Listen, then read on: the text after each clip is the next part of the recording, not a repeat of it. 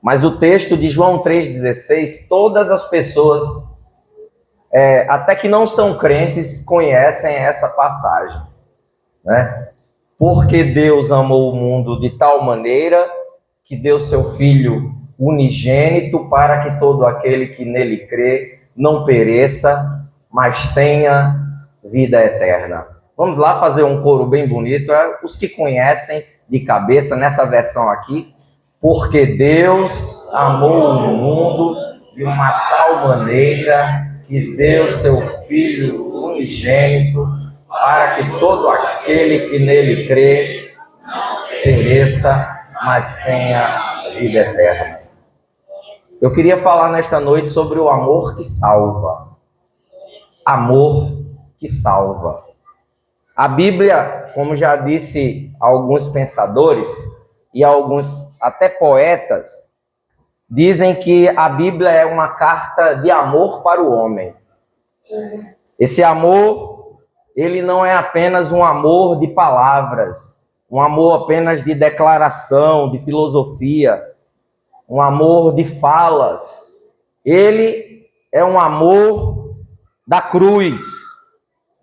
É um amor que Jesus provou na cruz do Calvário. É um amor que é pessoal. É um amor que exige uma resposta do homem. Se nós fôssemos aqui fazer uma análise do amor de Deus na Bíblia, esse livro aqui que nós, domingo após domingo, nós pregamos, se nós fôssemos olhar por cada livro da Bíblia, você encontraria traços do amor de Deus.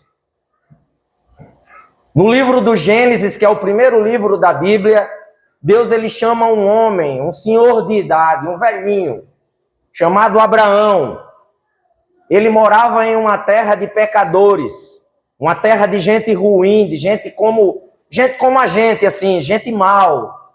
Porque nós não somos bons. Bom só existe um, desse Jesus. É Deus. Mas Deus chama pessoas assim, como Abraão, sem mérito. E Abraão aceitou esse chamado. De forma que o Senhor soberanamente, Deus o escolheu, porque Deus o amava.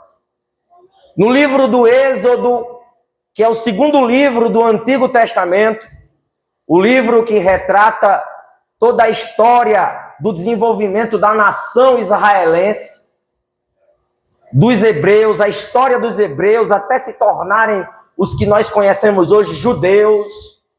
O livro do Êxodo tem a narrativa de um amor que é redentivo, um amor que é libertador, um amor que é misericordioso, porque o povo estava escravizado no Egito. Quando nós olhamos os profetas, nós encontramos dentro dos profetas, os profetas são os livros que contêm as profecias de vários homens de Deus, anunciando a vontade de Deus para o povo. E tem um profeta que se chama Oséias. No livro do profeta Oséias é encontrado o amor, que é o amor fiel do Senhor. O Senhor que no livro do profeta Oséias sofre por sua amada, que é a nação de Israel, enquanto ela é infiel ao seu Senhor. E o Senhor morre de amores, sofre de amores, poeticamente dizendo pela sua amada que não o ama, que o despreza. Quando nós entramos nos evangelhos, nós encontramos o amor encarnado na pessoa de Jesus. O amor em forma humana, de carne e osso, que resolve deixar o seu reinado, o seu trono, a sua glória, para vir a este mundo. Nas epístolas paulinas, nas cartas de Paulo, já estamos agora no Novo Testamento. Nas cartas de Paulo, Paulo define amor a partir da cruz. E quem duvida que Deus ama ou não, olha para a cruz e diz, verdadeiramente Ele ama, porque Ele se entregou na cruz. Paulo escreve aos Romanos no capítulo de número 5, versículo 8, e ele diz, Deus prova o seu amor para conosco pelo fato de Cristo ter morrido por nós, quando ainda éramos pecadores. Ele não espera que nós nos tornemos boas pessoas. Ele não espera que nós nos tornemos pessoas agradáveis para morrer por nós. Ele morre por nós, sendo nós ainda pecadores. Quando nós chegamos no último livro da Bíblia, o livro das revelações, é o livro de Apocalipse, nós temos o amor de Deus que é consumado. É a consumação final do seu amor. É o que a sua igreja, a igreja são aqueles que se reúnem não somente aqui na Assembleia de Deus, mas em todas as igrejas que se reúnem ao redor, aos pés de Jesus. Igreja é todo aquele que crê no nome de Jesus. E esta igreja aguarda o dia que Jesus virá buscar o seu povo. Ela se reúne, ela está debaixo da promessa de que Jesus disse que voltaria um dia para buscar a sua igreja. E esta igreja que é lavada, banhada no seu sangue derramado na cruz do Calvário, experimentará este momento final em que Jesus buscará a sua igreja. João 3,16 é fruto aqui de uma conversa entre Jesus e um homem que era um mestre da lei. Eu poderia, numa outra oportunidade, falar sobre a história deste homem, mas eu não vou entrar aqui em todos os detalhes. Nicodemos era um mestre da lei, ele era um fariseu, ele era um homem inteligentíssimo, que conhecia toda a lei, era um líder em Israel. E diz a palavra de Deus que Nicodemos vem até Jesus de noite. Nicodemos vai até Jesus na calada da noite. Eu não sei quem foi que organizou o encontro, mas ele vai até Jesus à noite, talvez pelo fato de não querer ser visto com Jesus, porque para uma pessoa como Nicodemos ser visto com um homem como Jesus não era algo bom. Mas Nicodemos vai até Jesus à noite, Jesus o recebe, conversa com ele, esta conversa que nós lemos aqui no texto nesta noite. Nicodemos, ele tinha muitas dúvidas, ele reconhecia que Jesus era um mestre divino, ele sabia, ele entendia que Jesus era uma pessoa diferenciada daquela elite religiosa de Israel, mas ele tinha muitas dúvidas. Ele acreditava que o que Jesus fazia não podia ser feito sem que esta pessoa tivesse sido enviado de Deus. Nicodemos, após algum tempo de conversa com Jesus, Jesus, na verdade, após uma certa conversa com Nicodemos, solta uma verdadeira bomba assim, uma bomba no sentido aos ouvidos de Nicodemos, porque ele não entendia desta maneira. Nicodemos ouve Jesus dizer o texto que nós lemos aqui: Deus amou o mundo de tal maneira, esse amor na mente de um homem religioso como Nicodemos era algo inconcebível. Nicodemos não podia aceitar, isso era algo escandaloso, era algo inaceitável, era algo absurdo. Deus, na visão de Nicodemos, religioso, judeu, ortodoxo, homem obediente a Deus, na mente dele, Deus jamais poderia amar outras pessoas que não fossem da nação de Israel. Deus jamais poderia amar brasileiros, Deus jamais poderia amar chineses, Deus jamais poderia amar espanhóis, Deus jamais poderia amar a você e amar a mim. na mentalidade de Nicodemos, esse amor de Deus era um amor exclusivo. Nesta noite, eu não quero analisar aqui esta conversa entre Nicodemos e Jesus. Eu quero, neste capítulo, apenas o verso 16, enfocar com vocês. Esse texto é maravilhoso. Em rápidas palavras, eu encontro aqui nesse verso o Evangelho em miniatura. Aqui você tem a iniciativa de Deus na salvação, o sacrifício de Cristo e a necessidade de fé por parte do homem. Você encontra a realidade do juízo nesse texto. Eu quero rapidamente explanar esse versículo com vocês. Um famoso pregador dizia sobre esse verso que se você pudesse resumir o Evangelho em uma frase: Deus amou o mundo. Isso é o Evangelho. Esse texto, ele responde a 4 perguntas. 4 perguntas que ninguém pode ignorar. Esse texto responde, queridos irmãos e queridos ouvintes que aqui estão nesta noite, quantas perguntas? Diga comigo, 4 perguntas. E eu quero aqui, para que você compreenda, iniciar pelo básico. Primeiramente, a primeira pergunta: o que é amar? Esse texto é maravilhoso. E eu quero iniciar perguntando a você e respondendo, porque talvez você não saiba definir o que é amar, a partir do texto de João, definir o que é amar.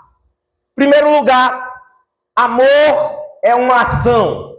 Amor não é um sentimento. Amor não é um sentimento. Amar é um verbo transitivo direto para os estudantes, aqueles que estudam a língua portuguesa. Amar é um verbo transitivo direto que aponta para uma demonstração de amor.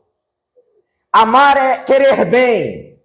Amar é não fazer mal aos outros. Amar, de acordo com a Bíblia, é algo prático, não é discurso somente.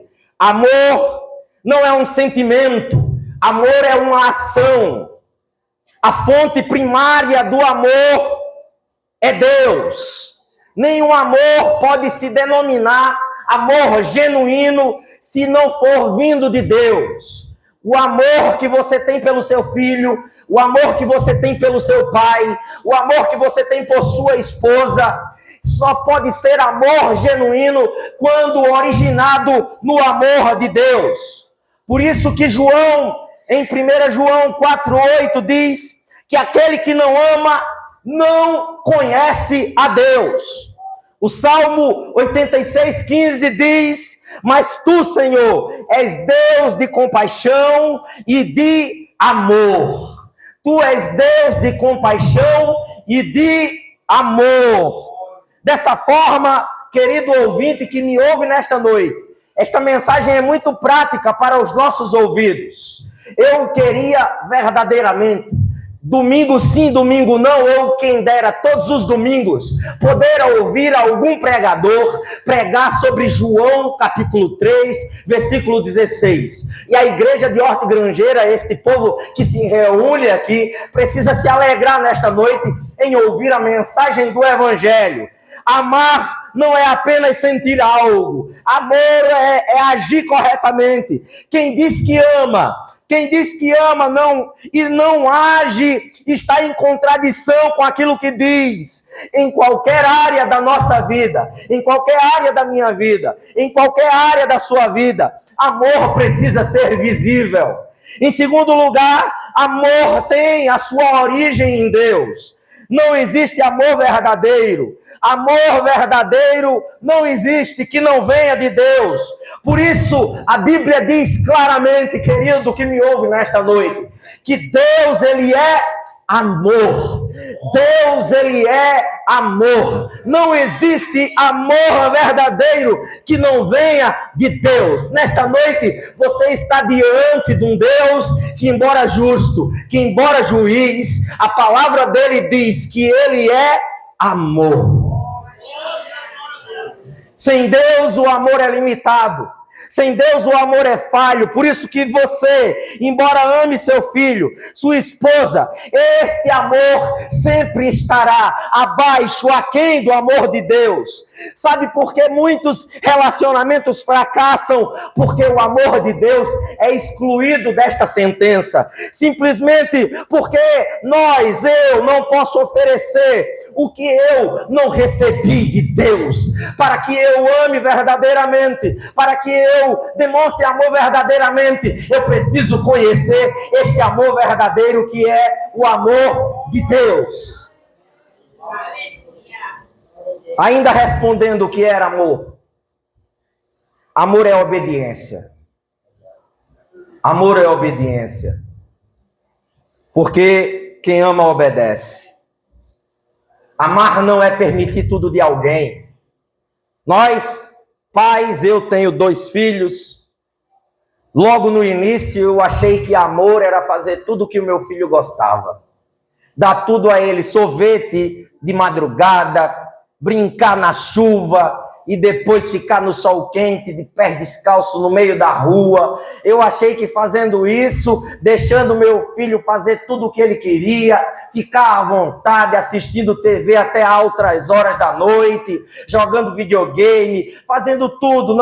Eu achava que isso era um pai legal, era um pai que ama. Deixa eu lhe dizer nesta noite, se o seu pai ou sua mãe é assim, ele está lhe estragando. Eu acredito que não tenham pais e mães que sejam assim, porque isso não é amor, porque quem ama não permite tudo em alguém. Amor resume-se com limite. Amor é uma demonstração também de limite na vida de outra pessoa. Quem ama confronta, e quem ama também se permite ser confrontado. Então, a primeira coisa que nós aprendemos aqui nesta noite é o que é amar e o que é amor. Agora, se você entendeu o que é amar, você precisa responder a uma segunda pergunta dentro desse texto. Como é esse amor de Deus? O versículo 16 diz claramente: porque Deus amou o mundo. Porque Deus amou o mundo. Esse amor, presta atenção nisso que eu vou dizer, isso é muito importante para você. Você que nos visita nesta noite. O meu amor é limitado. Mas esse amor é, em primeiro lugar, um amor sem limites. Eu não tenho capacidade de amar o mundo. Mas o texto diz que Deus amou a humanidade caída. O texto diz que Ele amou o mundo. Não se encontra em nenhum texto da Bíblia, em nenhum outro versículo, nada tão maravilhoso como João capítulo 3, versículo 16. Eu digo nesta noite para você, nós precisaríamos pintar um quadro e colocar estampado na parede da nossa casa. Eu precisaria, com certeza, se tivesse no quintal da minha casa uma árvore bem frondosa, pegar uma faca ou um cabo de uma chave de fenda ou alguma coisa que eu pudesse escrever nesta árvore: Deus amou o mundo. Eu precisaria pintar isso, eu precisaria exclamar isso em todos os cantos. E por isso que nesta noite eu venho aqui dizer para você: Deus amou o mundo. Nós deveríamos estudar constantemente este texto. Nós deveríamos olhar para este texto, porque Deus amar o mundo como este em que nós vivemos é algo absurdo. Eu não consigo dizer que amo o mundo, porque tem muitas coisas no mundo que são ruins. Mas este mundo perverso, e o texto não diz que ele odeia, diz que ele ama. Ele ama ao ponto de prover salvação. Ele ama tanto que o texto não diz que Deus enviou um anjo, ou 10.000 anjos, ou qualquer outro ser celestial. Ele ama tanto que o texto diz que ele enviou o seu próprio filho para morrer por nós. Se Deus tivesse nos enviado 10.000 anjos em lugar de Jesus, seria como nada.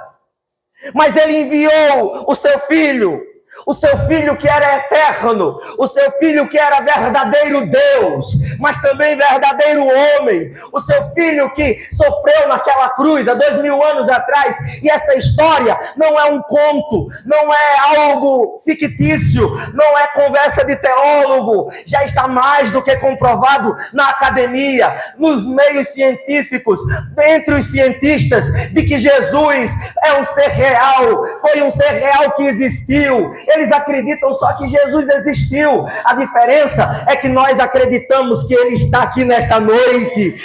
Ele me ama e Ele te ama. Por isso que o texto diz que Ele amou o mundo. Este amor é incomparável. Este amor é sem largura. Este amor não tem comprimento, profundidade ou altura que possa medi-lo. Este é o amor de Deus. E sabe, meus irmãos, que coisa maravilhosa? Se você não se alegra com a mensagem do Evangelho, você precisa nascer de novo. Essa mensagem, ela precisa encher os nossos corações. Isso tudo é feito de forma gratuita. Você não precisa pagar para ser amado por Deus. Sabe, tem muitos homens e muitas mulheres que pagam para terem prazer, para serem felizes, pagam rios de dinheiro, vão aos psicólogos, aos divãs, gastam rios, fortunas, constroem palácios, constroem impérios, compram casas, compram no shopping isso, compram aquilo, mas elas não conseguem a tão sonhada felicidade, porque a verdadeira felicidade só se encontra neste amor, este amor de Deus, que é um amor escandaloso, que é um amor sem limite, que é um amor misericordioso.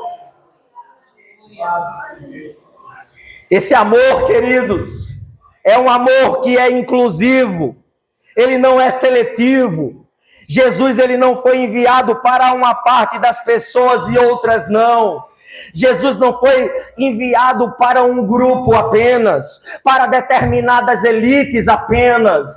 Jesus não ama pela sua cor dos olhos. Jesus não ama mais o africano do que você. Jesus não ama mais o judeu do que você. Ele simplesmente ama. Você não precisa ser bom para ele te amar. Ele simplesmente te ama. Você não precisou fazer nada para ele te amar. Ele simplesmente te ama, porque este amor é escandaloso, é ilimitado, é misericordioso. Sabe o que os governos fazem? Os governos, eles amam de acordo com os impostos. Por exemplo, nas zonas sul, você encontra policiamento, você encontra estrutura, você encontra praças, você encontra outra realidade de vida. Quando você vem para áreas que são mais periféricas, você não tem aquele mesmo cuidado com as ruas, com a limpeza, com as praças. Isso é seletividade, é um amor assim que vai pelo seu bolso, vai pelo imposto, pela quantidade de imposto. O amor de Deus não está preocupado com quanto você ganha, com quanto você dá à igreja, com a roupa que você vem, com a grife que você usa, com a loja do shopping que você compra. O amor de Deus não se preocupa com isso, não se preocupa se você fala bem, se você não fala bem, se você não se preocupa com nada. O amor de Deus é simplesmente, meus irmãos, maravilhoso. Ele não se importa se você mora em Ponta Negra ou se você mora em Horta. Ele não se importa se você mora no Alphaville ou se você mora na Vila de Ponta Negra. Ele só te ama. Não importa quem você é nesta noite. Deus te ama. Ele te ama. Aleluia. E Ele te ama independente da sua história. Ele não deixa ninguém fora do seu alcance. Ele te ama apesar de você. Ele sabe quem é você. Ele sabe que você diz: eu não sou tão bom assim, Jesus. Como é que o Senhor pode me amar? Não fique perguntando isso. Ele simplesmente te ama e quer te salvar nesta noite, mudar a sua história. Por isso a igreja não seleciona quem merece ou não esse amor. A igreja é um grande conjunto de pessoas. Não se escandalize. Na igreja, pessoas já mataram, pessoas já roubaram, pessoas já mentiram, pessoas já traíram, pessoas já adulteraram. Mas por causa deste amor sem limites, elas foram encontradas e lavadas pelo sangue do Cordeiro. Esse amor é um amor sem limite. E é um amor demonstrado porque diz o texto que Ele amou de tal maneira. Ele amou de tal maneira. O escritor João aqui, ele não consegue encontrar uma palavra. E ele coloca que Deus amou de tal maneira. De maneira que nem ele soube explicar. É um amor que demonstra, é um amor demonstrado. É um amor que só pode ser verdadeiro quando tem prova. Amor que é amor exige sacrifício. Não é apenas uma declaração vazia de eu te amo. Não é aquela declaração vazia, eu te amo. Não. Aqui é um amor demonstrado. Deus prova o seu amor. E aqui nesta noite Ele está provando o seu amor por mim, por você. Sabe como é que Ele prova o seu amor? O amor dele por nós. Ele prova o seu amor por nós, entregando Jesus Cristo para morrer naquela cruz do Calvário, por mim e por você. Aleluia. Cristo não me ama, ou Ele não te ama somente quando eu me torno uma boa pessoa. Ele simplesmente me ama. Amar pessoas boas é muito fácil, meus irmãos. Amar, e olhe que ser humano é bicho ruim. Alguém discorda de mim aí que ser humano é bicho ruim? Por isso que tem muita gente que diz: eu prefiro ter um pet, cuidar de pet, não é? Tá surgindo agora os pais de pet. Mas deixa eu dizer uma coisa para você nesta noite. Aleluia. Mesmo você não prestando, mesmo eu não prestando, Jesus de Nazaré nos dá um banho com o seu sangue e Ele nos torna alguém assim diferenciados.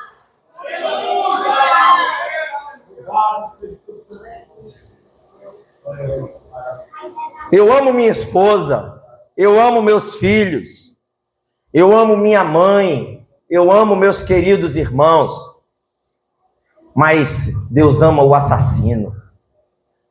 Isso é absurdo para nós. Deus ama o ladrão, Deus ama a prostituta, Deus ama o bêbado, Deus ama o drogado. Ele nos ama, porque esse é um amor que é demonstrado na cruz do Calvário. Por isso que Ele nos deu Jesus. Por isso que eu choro quando eu anuncio este evangelho. Por isso que eu amo este Jesus, porque Ele me amou e me resgatou. Eu não prestava.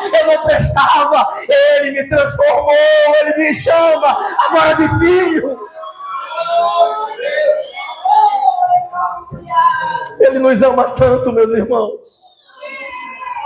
que entregou o seu próprio filho, ele não poupou o seu próprio filho. Você não daria, eu tenho certeza. Eu tenho 2, eu não sei quantos você tem, mas você não daria nenhum dos seus filhos por ninguém que aqui está. Por melhor que esta pessoa seja, por mais amigo, por mais legal, por mais bacana, você não daria. Mas Deus entregou o seu próprio filho por mim e por você, miseráveis pecadores.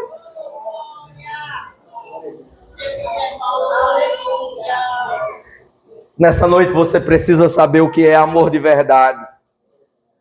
Amor de verdade é o que Cristo fez na cruz. Oh, aleluia! Amor de verdade é o que Cristo fez na cruz. Amor de verdade é sacrifício. Esse sacrifício de Jesus é resultado do seu amor. É resultado desse amor de Deus. Deixa eu dizer para você nesta noite aqui, Deus não lhe ama porque Cristo morreu, mas Ele te ama como consequência deste amor. Ele se deu por causa de um mundo pecador e perdido, Ele se entregou por causa de um mundo pecador e perdido. Ele foi amigo de pecadores, Ele foi e andou com pecadores, embora nunca tenha pecado. Glória a Deus. Jesus foi dado ao mundo para ser desprezado. Jesus foi dado ao mundo para ser rejeitado, zombado, crucificado, considerado amaldiçoado por nossa culpa. Nicodemos deve ter ficado muito impressionado, meus queridos irmãos, quando ouviu Jesus dizer na passagem que nós lemos, que Jesus, dele próprio, ele era o Filho do homem e ao mesmo tempo é o Filho de Deus. Jesus é o Filho do homem, ele nasceu de uma mulher chamada Maria, mas ele ao mesmo tempo é o Filho de Deus, que está aqui nesta noite para nos salvar. Terceira coisa que este texto responde, já caminho para o fim. Se eu já sei o que é amor, se eu já sei o que é amor, se eu já conheço como era o amor de Deus, que é um amor escandaloso, que é um amor misericordioso, sem reserva, qual atitude eu e você devemos tomar diante desse amor? O texto diz de João 3,16, para que todo aquele que nele crê. Qual atitude nós devemos tomar diante desse amor? A primeira coisa que o texto nos diz aqui é que para que todo aquele que nele crê. Crer é indispensável. Crer é confiar plenamente. Crer não é apenas uma confissão verbal.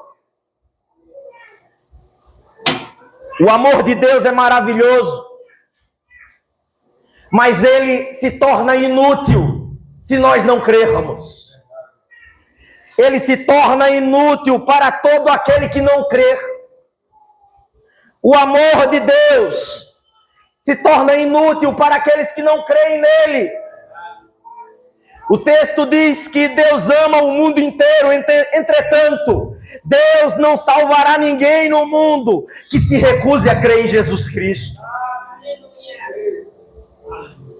Muitas pessoas ficam perguntando assim, se Cristo me ama de verdade, será que Cristo me ama de verdade? Será que isso não é história de pregador? Será que Cristo morreu por mim? Quero aconselhar você a não fazer mais essa pergunta. Porque se você não é salvo, se você não sente este amor de Deus na sua vida, não é por falta do amor de Deus, é por falta de você não crer no que Ele nos entregou na cruz do Calvário. Crer é algo contínuo. Fé não é emoção. Fé não é algo emocional, não é a decisão de apenas um dia. Deus não nos chamou para crer apenas da boca para fora, apenas um dia, de vez em quando. Deus está nos chamando nesta noite para uma caminhada constante. Deus está nos chamando nesta noite para conhecê-lo, para saber quem é Ele, para experimentar este amor.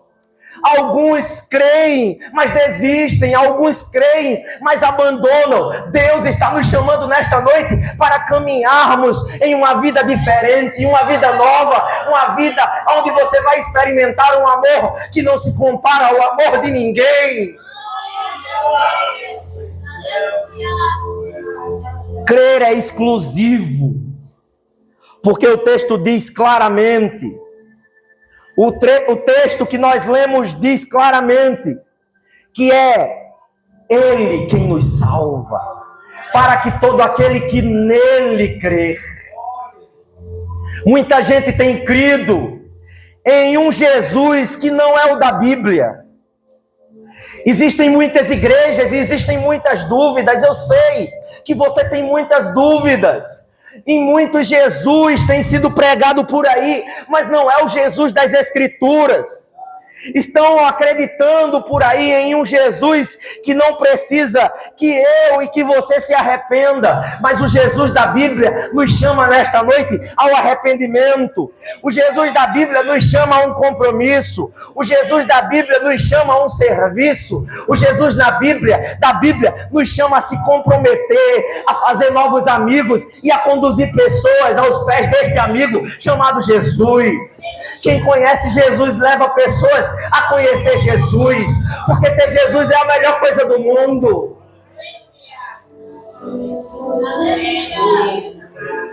Não existe salvação fora de Cristo. Atos 4,12 diz: e não há salvação em nenhum outro, porque debaixo do céu não existe nenhum outro nome dado entre os homens, pelo qual importa que sejamos salvos. Se você nesta noite tiver um encontro com Ele, quem vai te salvar não é o pastor da igreja, não é um diácono, não é um obreiro, não é ninguém aqui, ninguém tem poder para te salvar, somente Ele tem poder de te salvar e perdoar os teus pecados nesta noite. É nele, nem outro a salvação. Ele está aqui neste lugar. Você pode experimentar a sua bondade. Eu não conheço a maioria dos que estão aqui, mas Ele conhece a sua história. Ele sabe onde está doendo. Ele sabe quais são as suas preocupações. Ele conhece o seu medo, a sua angústia. Ele conhece quando você diz alguma coisa para Ele lá no seu quarto, no seu escondido. Ele sabe a tua história e quer perdoar os teus pecados nesta noite. Religião não salva, boas obras não salva. Quem salva é Ele nesta noite.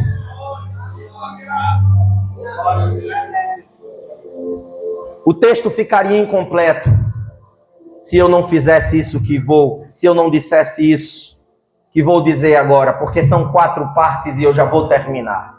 O texto diz: para que todo aquele que nele crê não pereça, mas tenha a vida eterna. E ele me responde a 4ª pergunta: por que devemos crer? Por que eu devo crer? Eu devo crer para que eu não morra. Eu devo crer para que eu não pereça. O texto não está falando de morte física. O texto está falando, embora seja uma palavra muito dura, está falando de ruína eterna. Mateus 10:28 fala de uma morte que é além da física. Mateus 10:28 diz que Deus pode matar não somente o corpo, mas também a alma.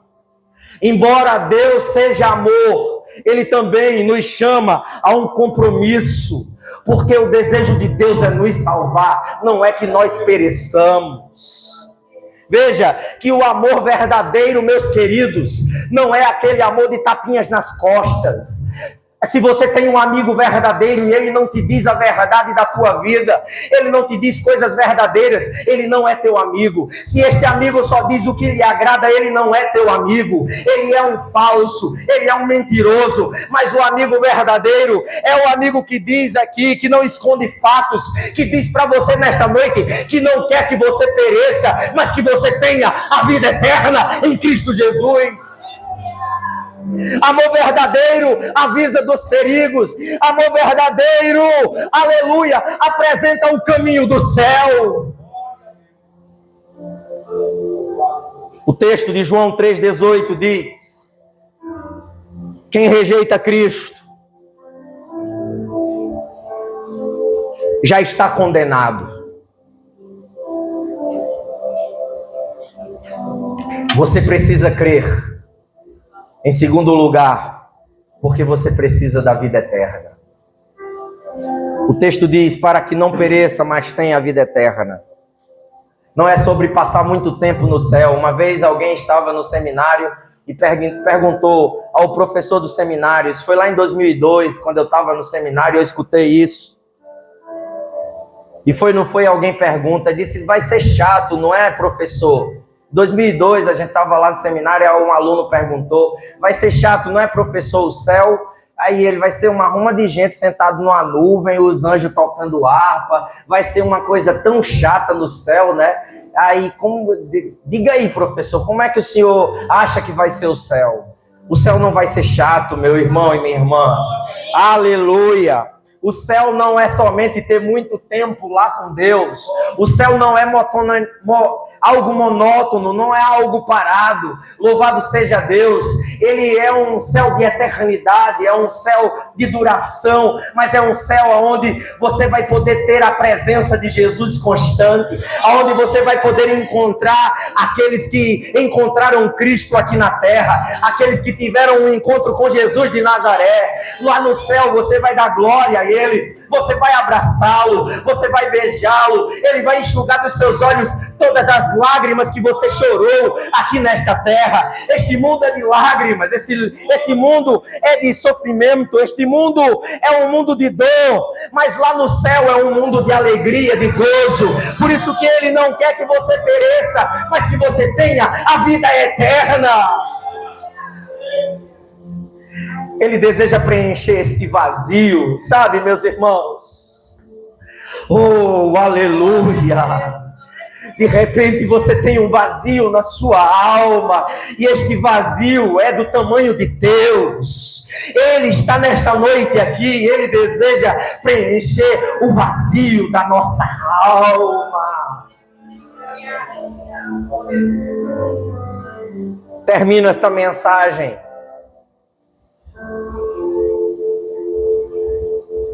contando uma história rápida. No dia 6 de janeiro de 1850, já faz bastante tempo, lá na Inglaterra, caía uma tempestade de neve e a cidade estava totalmente paralisada. Um jovem que frequentava uma igreja, o nome dele era Charles. Ele frequentava uma igreja, mas ele não conseguiu chegar, isso foi no ano de 1850. Charles não conseguiu chegar até lá, e diz a história que ele conseguiu chegar em uma capela metodista, numa pequena igreja, próximo à sua casa. Ele não conseguiu chegar por causa desta tempestade. E neste dia, na capela metodista, quem estava pregando era um pregador que era despreparado. O pastor titular da igreja metodista, havia faltado, talvez por causa da tempestade. E colocaram aquele pregador leigo, aquele pregador que não sabia pregar tanto assim. De repente era até como eu, com a fala meio atravessada, mas aquele homem estava pregando e ele, nesse dia, a sua pregação, ele escolheu o texto de Isaías 45, 22. O texto de Isaías 45, 22 diz: olhai para mim e sede salvos, vós todos os limites da terra.